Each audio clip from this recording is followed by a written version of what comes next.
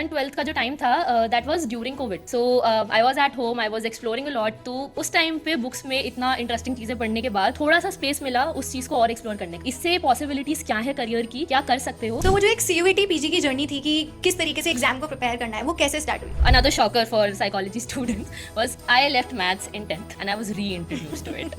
I was not okay.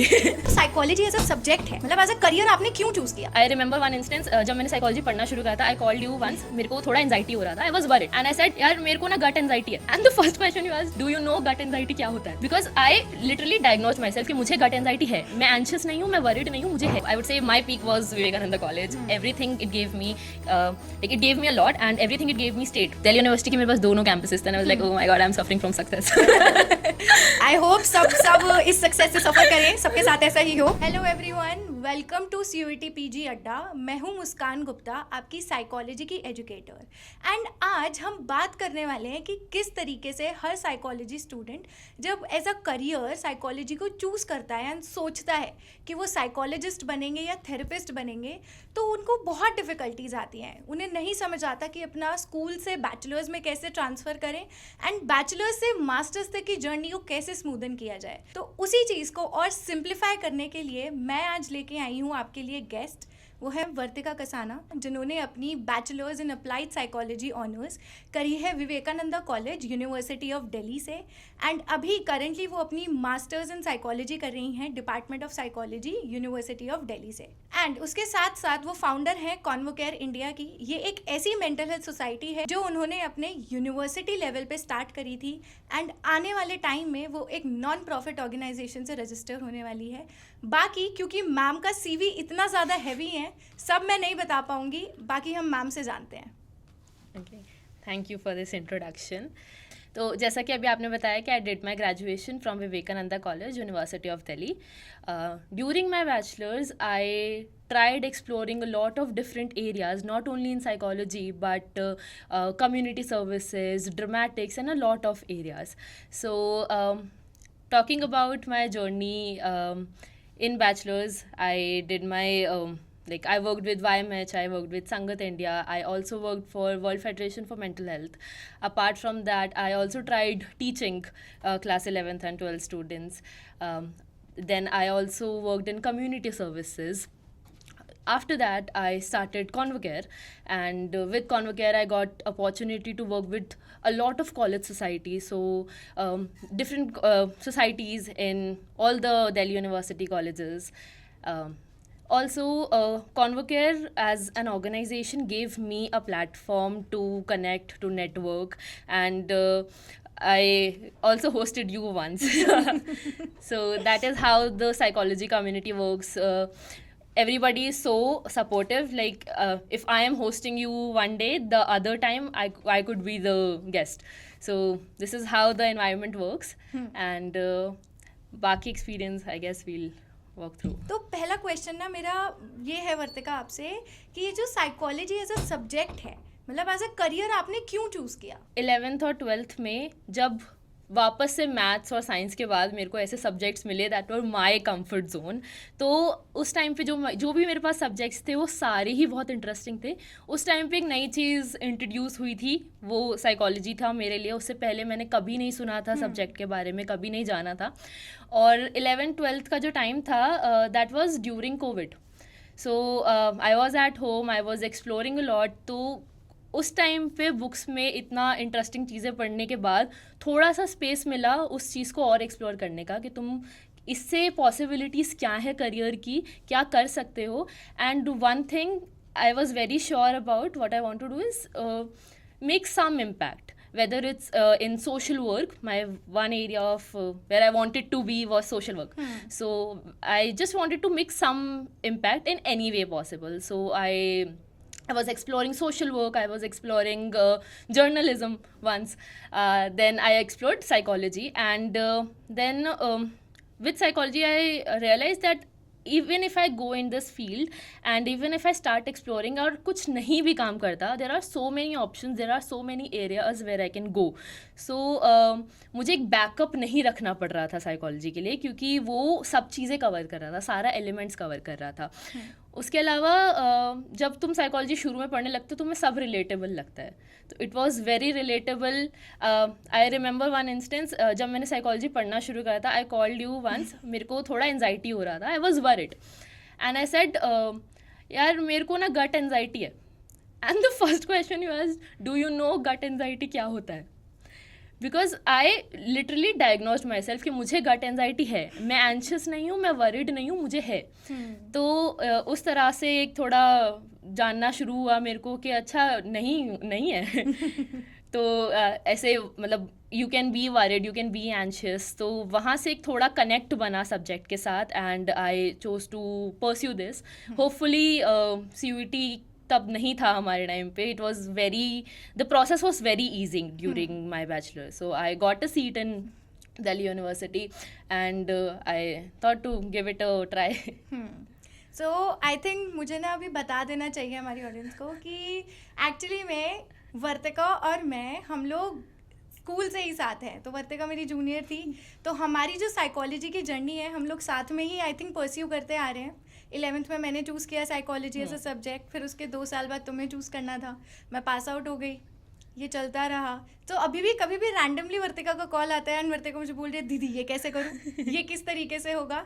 So psychology, जिन्हें भी ऐसा लगता है आई थिंक कि साइकोलॉजी एज अ करियर हम नहीं परस्यू कर सकते या साइकोलॉजी में कुछ नहीं हो पाएगा, तो उसके लिए आई थिंक 2 लाइव एग्जाम्पल्स यहाँ पे बैठे हैं देखने वालों के लिए कि साइकोलॉजी में करियर बनाना चाहो तो कहाँ तक नहीं पहुँच सकते आप, है ना.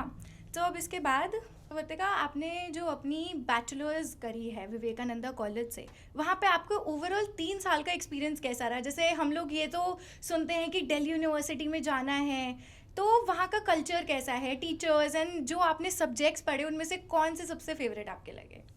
ओके, तो बैचलर्स जाने से पहले मेरा एक थॉट था कि मैंने हमेशा ये लाइन सुनी है कि तुम्हारा एक टाइम पे पीक आता है लाइफ में, या तो वो कॉलेज में होता है या तो वो स्कूल में होता है. तो स्कूल के last few years were not very good for me. लेकिन मैंने तुम्हारा पीक देखा है स्कूल से अब तक देखती आ रही हूँ. स्कूल में मेरे हिसाब से वो मेरा पीक नहीं था. कॉलेज में I wanted to be everything, I wanted to do everything. So I was intending to be everything. In one word, be everything. So I started with okay, so when my college started, initially first semester was online because of COVID. Second semester तक मेरी पहले ही इतना online की वजह से इतने friendships बन गई थी और इतना कनेक्शंस बन गए थे कि आई was very comfortable when I went. College जाते ही सबसे बड़ा शॉकर जो था दिल्ली यूनिवर्सिटी का, I got an off campus. And I got an off-campus all-women's college. Although all-women's was not a shocker for me, I came from all-girls school. Yeah. तो environment थोड़ा सा similar लगा मुझे, बट जो एक हाइप होती है दिल्ली यूनिवर्सिटी की वो मुझे इनिशियली नहीं लगी थी. मुझे लगा कि यार ये तो बेसिक ही है, इसमें कुछ ऐसा एक्स्ट्रा तो नहीं हो रहा है. But then when I started meeting people, I met so many people. I met people from very diverse backgrounds. I learned a lot from them, I would say. जब डिपार्टमेंट की बात करें तो विवेकानंदा कॉलेज में साइकोलॉजी डिपार्टमेंट को बहुत ही ऐसे isolated सा डिपार्टमेंट रहता था कि यहाँ पे तो सारे इंटेलेक्चुअल लोग हैं. ये तो साइकोलॉजी के साथ है ही, सबको लगता है कि सारे इंटेलेक्चुअल लोग सब ही साइकोलॉजी में हैं कि अभी हम इनसे कुछ बोल देंगे और ये हमारा दिमाग पढ़ लेंगे. वही तो साइकोलॉजी जो हमारा बैच था, although everybody was so sweet, but जो बाकी डिपार्टमेंट्स के लोग थे उन लोगों को लगता था कि they have this attitude, they think that they are superior, they are intellectual. तो उस टाइप का एक एटीट्यूड था कॉलेज में जो मैंने ऑब्जर्व करा. बट धीरे धीरे जब हमने बाकी सोसाइटीज़ के साथ कोलैबोरेट करना शुरू करा, बातें करनी शुरू करी, तब एक और एरिया डेवलप हुआ. That is one reason of founding Convocare. I will talk about it. Then talking about the another shocker for psychology students was I left maths in 10th and I was reintroduced to it. I was not okay. The first 2 semesters I was questioning everything just because of stats. Not because it was difficult, but I feared numbers. I don't like numbers on my register. और last 2 years, 11th and 12th, I was so comfortable with my subjects. I was doing art integration and making 50-page projects. That was my niche. तो दोबारा numbers के साथ जब introduce हुआ वो थोड़ा difficult था, बट फैकल्टी जो थी वहाँ की विवेकानंदा कॉलेज की, they are very good with stats. They understand that students are fearful about it. They understand that बच्चों को इससे डर लग रहा है, तो इनको डरा कर नहीं सिखाना ये चीज़. तो any minute problem that we had, any minute difficulty, they were ready to help with everything. Also some of the faculty, they were connecting to us on a personal level also. So whenever we felt issues with not even academics, not even extracurricular, अगर personal भी कोई issue हो रहा है, they were ready to hear. तो वो एक department का space था. That was also because वो थोड़ा segregated हो गया था. Teachers were also very alienated from the college, क्योंकि वो जो परसेप्शन है कॉलेज का वो तो सभी के बारे में है, चाहे वो स्टूडेंट्स हो या प्रोफेसर्स हो. तो एक स्मॉल छोटी सी कम्युनिटी बन गई थी where everybody understood each other.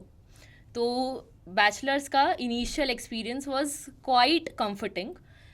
धीरे धीरे वो मतलब बीच में थोड़ा थोड़ा ट्रांजिशन तो आता है, गड़बड़ आती है, वो हुआ. But I would say my peak was Vivekananda College. Everything it gave me, like it gave me a lot, and everything it gave me stayed. वो yeah. वो तो है. सो अब क्योंकि टीचर्स वहाँ पे इतने सपोर्टिव थे, तो ये जो एक सोसाइटी जो स्टार्ट हुई, मुझे अभी भी याद है कि एक शाम को तुमने मुझे कॉल किया था कि दीदी ये सोसाइटी कैसे स्टार्ट होगी, मुझे कुछ तो इसमें करना है, तो ये किस तरीके से किया जाए. फिर हमने डिस्कस किया कि मेंटल हेल्थ के बारे में हम क्या क्या इसमें इंक्लूड कर सकते हैं, किन चीज़ों को हम केटर करेंगे. तो मुझे ये भी चीज़ याद है कि किस तरीके से you wanted me to be a psychologist at your organisation उस कॉन्वोकेयर में, and we are still in that process उसमें.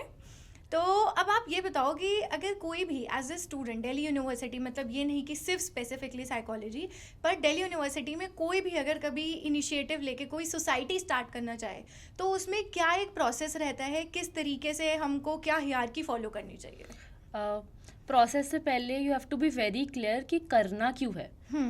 नॉट जस्ट कि तुम्हें अपना नाम करना है उससे, या फिर you want to start do something.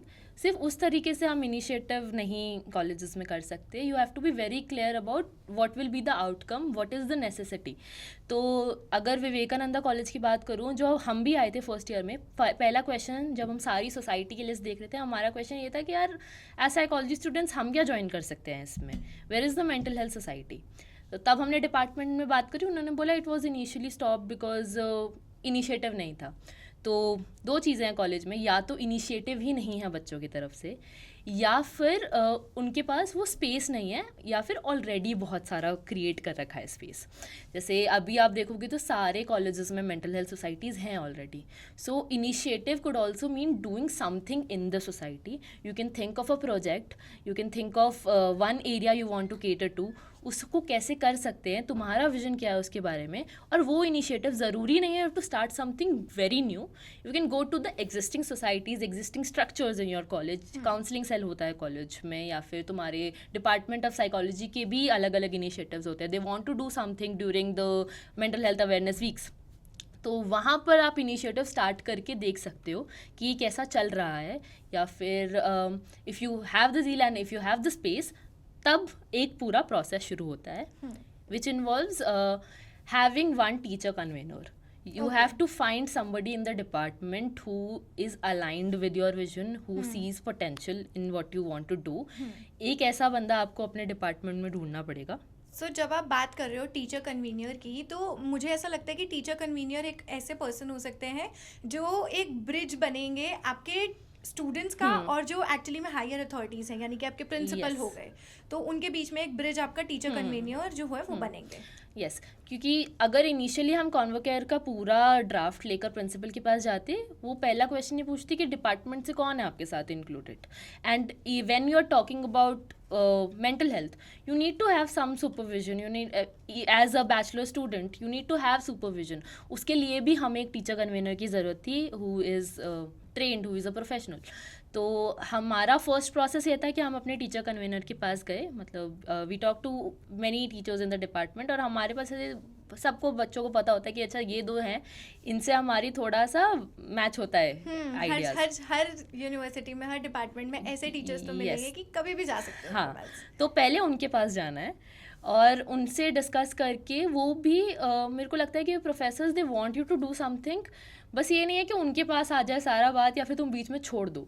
तो one I remember my teacher convener said कि envisioning something is one thing, but when you can put it like when you can I can't find the word. उन्होंने बहुत अच्छे से coat किया था वो चीज़ कि हिंदी में बताती हूँ. उन्होंने कहा था कि एक बार दिमाग में कुछ चीज़ सोच लेना कि हाँ हम ये बड़ा चीज़ करेंगे, हम ये ग्रैंड चीज़ करेंगे इज़ अनदर थिंग, बट उसको एक्चुअली में इम्प्लीमेंट करना, उसके पीछे कितना सारा एनर्जी जा रहा है, कितना सारा रिसोर्सेज जा रहा है कॉलेज में, वो अलग चीज़ होती है.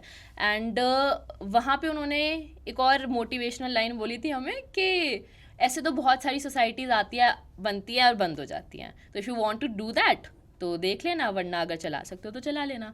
तो वहाँ से हमें एक ऐसा ईगो हर्ट भी हो गया था कि अरे नहीं बंद तो नहीं होगी.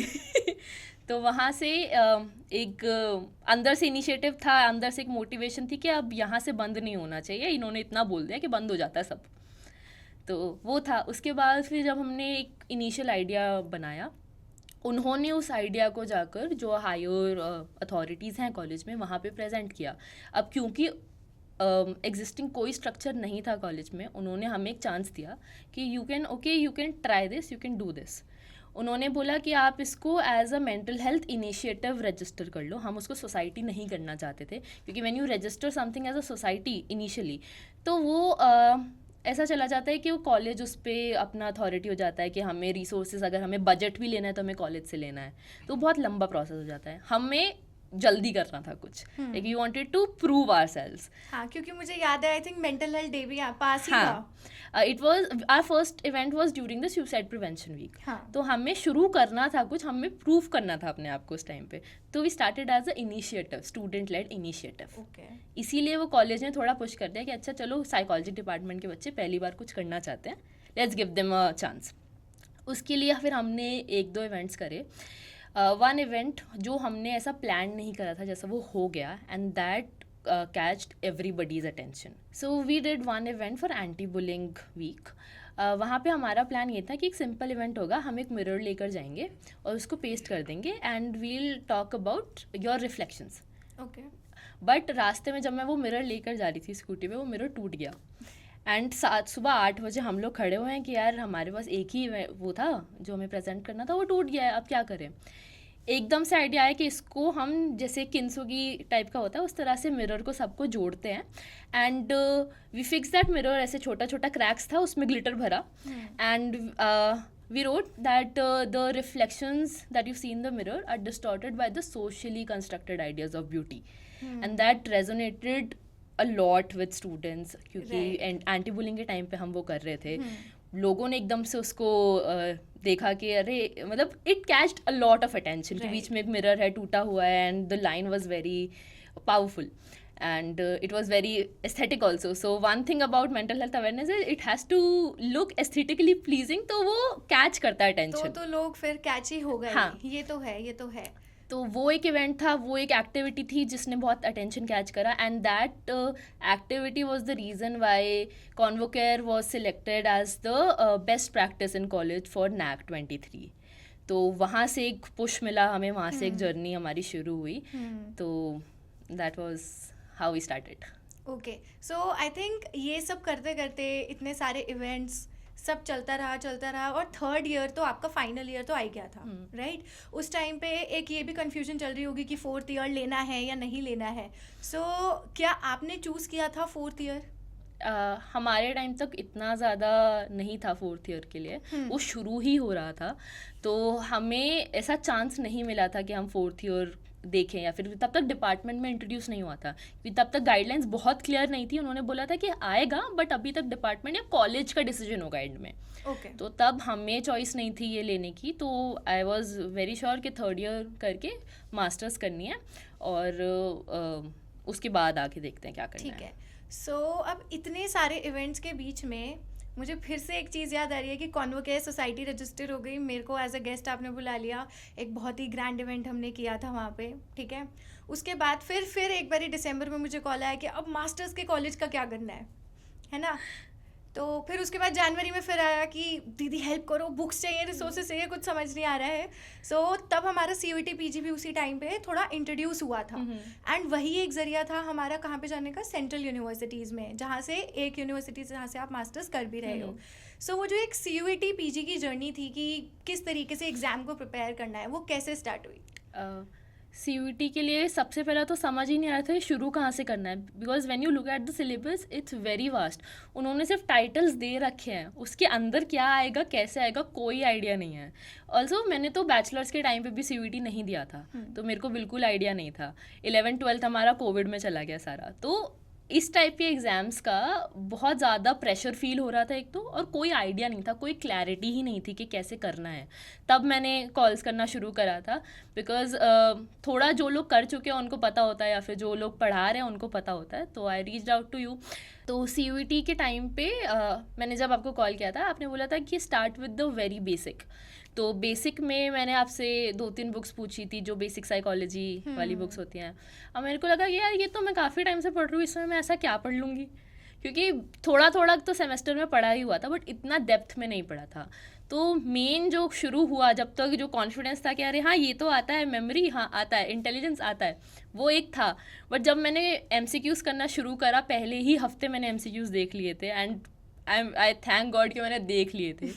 अगर मैं लास्ट में देखती तो मैं रो जाती उस टाइम पे. हाँ, क्योंकि आई थिंक MCQs एक ऐसा पार्ट होता है, मुझे ऐसा लगता है कि आप कभी भी किसी भी एग्जाम में, अगर कंपेटिटिव एग्जाम में बैठ रहे हो, तो आपको ना अपना एक लेवल पता होना बहुत ज़रूरी है. मेरे अकॉर्डिंग आप अपनी प्रेपरेशन स्टार्ट करने से पहले ना एक PYQ तो ज़रूर सॉल्व करो, एक पेपर.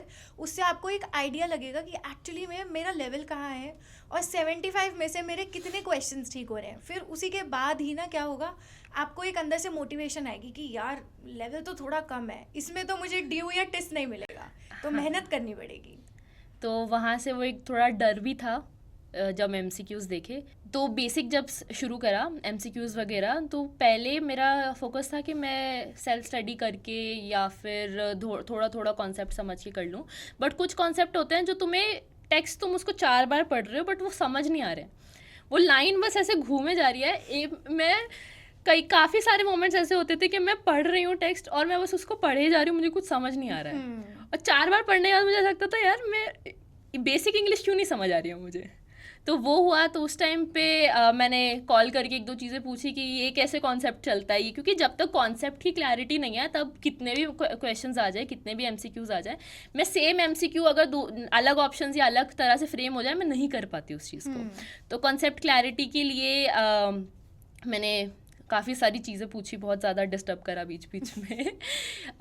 एक और जो मेरी स्ट्रैटेजी थी MCQs में, जो ऑप्शंस होते हैं, तुम्हें उस क्वेश्चन का आंसर पता है कि ये ऑप्शन है, बट क्या तुम्हें बाकी की जो 3 टर्म्स लिखी हैं वो भी पता है या नहीं पता.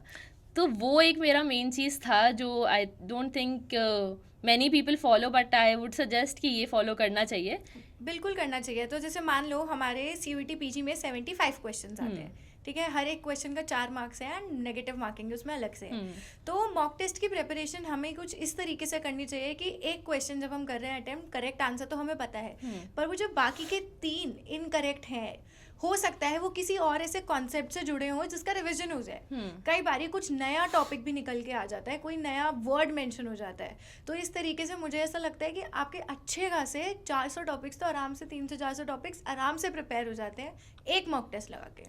वही मेरे जो फ्रेंड्स थे वो कह रहे थे यार तूने इतना टाइम पहले सिलेबस शुरू कर दिया था, तेरा सिलेबस ख़त्म नहीं हो रहा है, मतलब हमारे साथ ही तूने कॉन्सेप्ट्स पढ़े थे ये सारे, वी कवर्ड द बुक्स.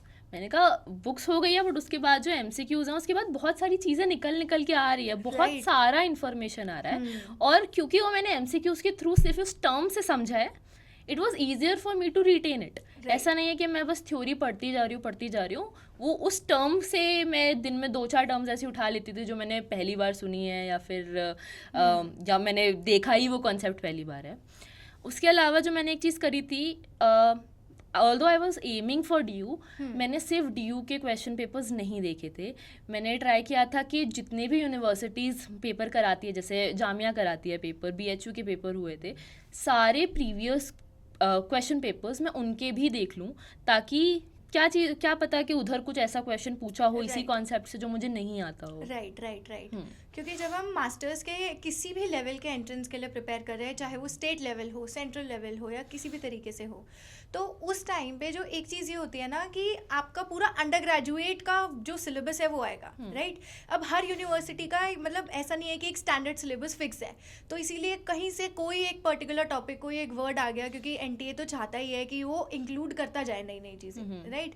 तो अब इन सब चीज़ों में, क्योंकि मुझे अभी भी याद है वर्तिका, आई थिंक तुम्हारा जो प्रिपरेशन टाइम था वो कुछ 2 महीने 3 महीने के आसपास था, क्योंकि मार्च में एग्जाम होता है एंड यू स्टार्टेड इन जनवरी. तो उस टाइम पे कितना घंटा यू यूज टू स्टडी, कि इतने आवर्स तो देने हैं along with your college and all of the heavy stuff that you use to do?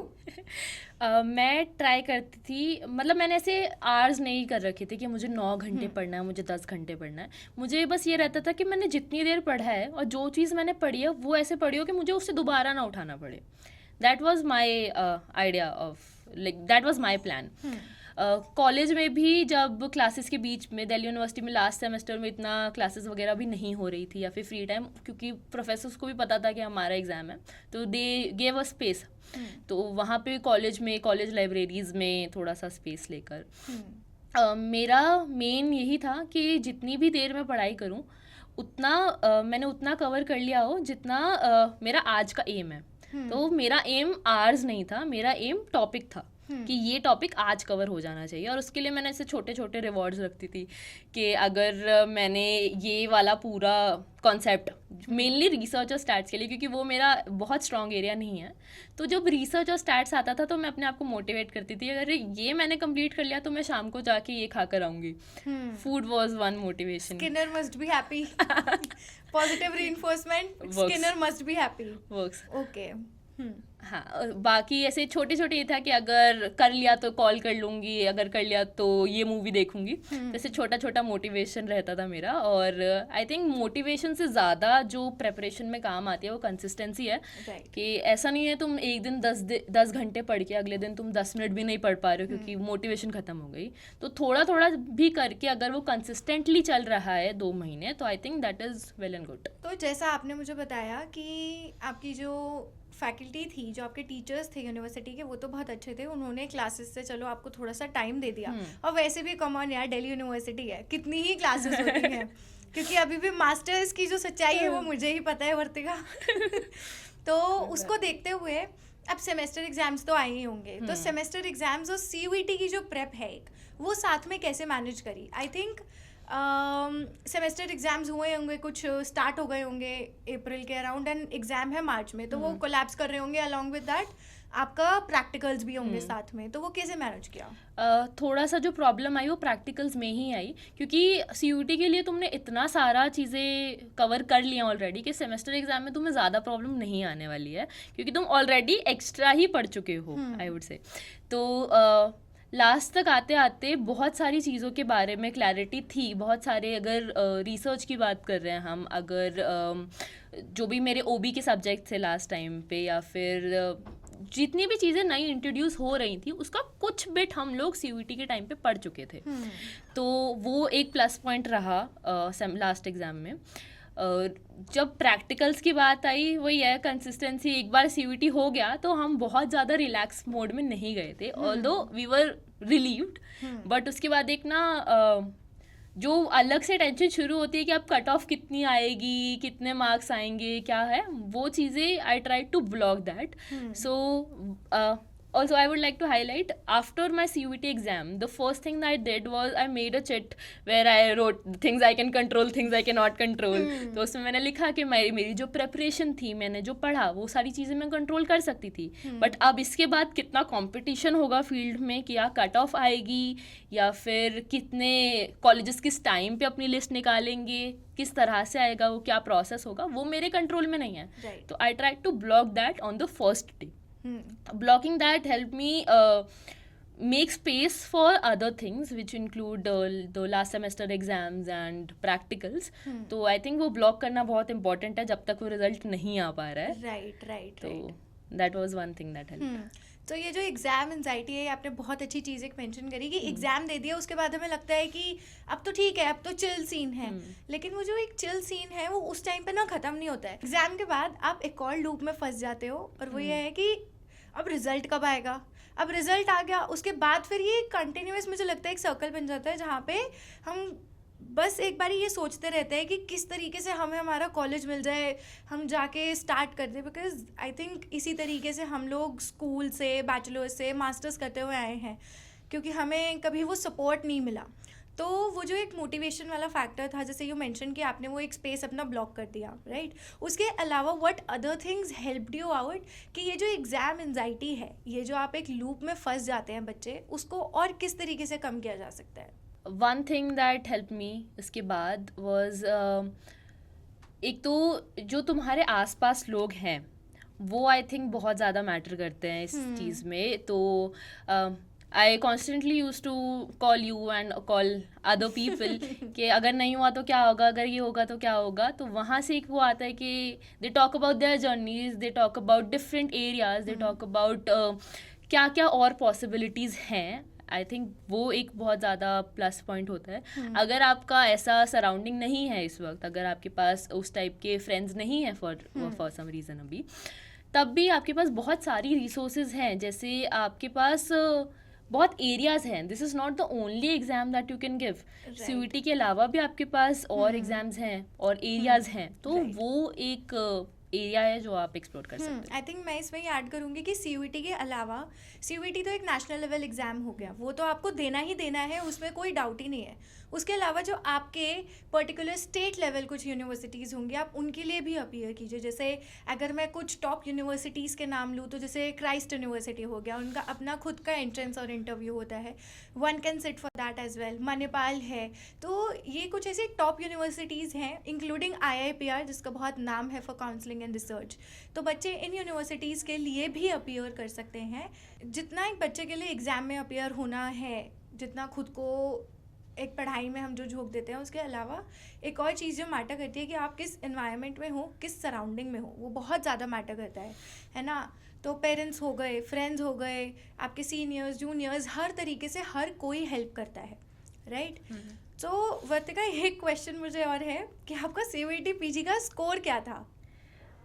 मेरा CUET PG का स्कोर था 257. That's a good score. And in that you got which colleges? The first college I got was Banaras Hindu University, and I was very excited. I was ready to pack my bag and I go. still remember the call. So I got BHU, then I got Delhi University South Campus. So I was already shifting from BHU to Delhi University now because I wanted my base to be Delhi when I got Delhi University. Yes. तो Delhi university में south campus मिला, उसके बाद एक और list आई, second list में north campus आया मेरे पास। तो दिल्ली यूनिवर्सिटी के मेरे पास दोनों कैंपसेस थे, and I was like, oh my god, I'm suffering from success.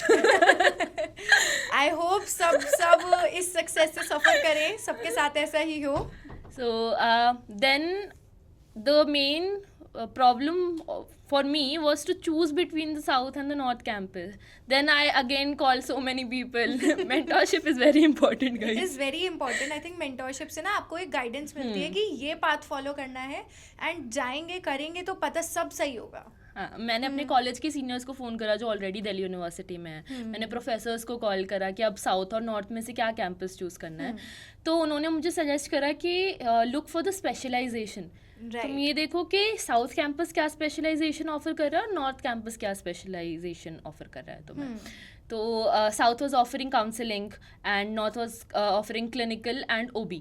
तो मेरा मेन एरिया एक OB में था, तो for OB I went for North Campus. Okay, for North Campus. And अभी आपकी मास्टर्स कैसी चल रही है वर्तिका? जब चल रही होती है तब तो वो हेक्टिक ही लगती है, बाद में उसका एक्सपीरियंस ऐसा लगता है कि okay this was one enriching part of my life.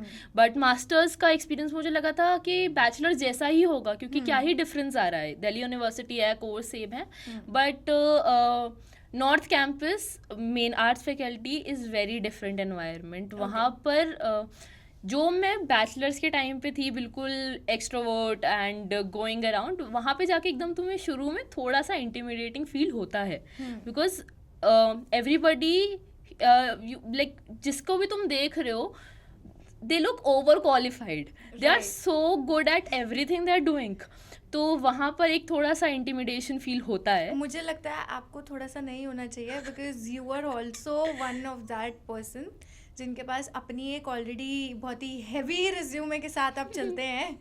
हाँ जी, वो थोड़ा सा प्रिविलेज है जो मैंने अर्न करा है, तो इतना नहीं लगा मुझे. बट एक बेसिक फीलिंग तो आती है तुम्हें जाते ही कि अरे इनको आता है. तो I hesitated in the beginning, but फिर धीरे धीरे पता चला कि अरे यार ये भी ऐसे ही लोग हैं जैसे बैचलर्स में थे, सेम ही है सारा. तो मास्टर्स का एक्सपीरियंस भी, मास्टर्स में लोग बहुत डाइवर्स बैकग्राउंड से आ रहे हैं, क्योंकि एक ही सेंटर है दिल्ली यूनिवर्सिटी में मास्टर्स के लिए. तो वहाँ से डिफरेंट सिटीज़ से लोग आ रहे हैं, जो एक्सपीरियंस मेरा ऑफ कैंपस कॉलेज में नहीं था. तो मोर इनरिचिंग इन द सेंस कि ज़्यादा अलग तरह के लोग हैं. ऑफ कैंपस में नहीं थे इतने अलग तरह के लोग. टॉकिंग अबाउट डिपार्टमेंट, बैचलर्स में आई वुड से कि डिपार्टमेंट से ज़्यादा क्लोज कनेक्शन था. मास्टर में जाके वो थोड़ा सा पावर आ जाता है, या फिर तुम भी इतना नहीं प्रोफेसर्स के पास जाते हो, तो वो जो थोड़ा सा हल्का फुल्का प्रोफेसर स्पून फीड कर देते थे बैचलर्स में, वो मास्टर्स में बिल्कुल भी नहीं होता. You are on your own there. Okay, तो ये थोड़ा सा शिफ्ट आया है मास्टर्स में. बाकी overall talking about the research and the curricular, that is very vast. There are PhD students, research scholars there. So everybody interact with each other. There are like the insights are wider. Okay. So since you mentioned तुम्हारे पास अभी OB यानी कि organisational behaviour का specialisation है. So अभी you are currently in third semester. So अभी जो first year में फर्स्ट सेमेस्टर सेकेंड सेमेस्टर जितने भी हुए हैं, इनमें आपके सब्जेक्ट्स क्या क्या रहे हैं? तो स्पेशलाइजेशन जो होती है वो आपकी थर्ड सेमेस्टर से शुरू होती है, मतलब सेकेंड ईयर से शुरू होती है. पहले 2 सेमेस्टर में you get a chance to explore everything that you studied so far. तो वहाँ पे तुम्हारे सारे जो भी आपने अंडरग्रेड में सब्जेक्ट्स पढ़े हैं वो सारे रीइंट्रोड्यूस होते हैं, बट ऑन अ वास्ट और वाइडर स्केल. तो मेमोरी, इमोशंस, रिसर्च, ये सारे सब्जेक्ट्स हमने सेमेस्टर 1 और सेमेस्टर 2 में देखे. थर्ड में हमें इंट्रोड्यूस करा गया स्पेशलाइजेशन के लिए. उसमें भी हमें थोड़ा सा 1-2 महीने मिलता है कि तुम अलग अलग स्पेशलाइजेशन की क्लासेस में जाके बैठो, उनकी पेपर्स देखो, so you have clarity about what you are choosing. तो I was very clear I want to go for OB. तो मैंने इधर एक्सप्लोर नहीं करा ज़्यादा एरियाज. OB में they have courses like interpersonal relationships. They are talking about organizational development, organizational change. Then power and politics is one area. And in the next semester, we'll be introduced to HR and management courses.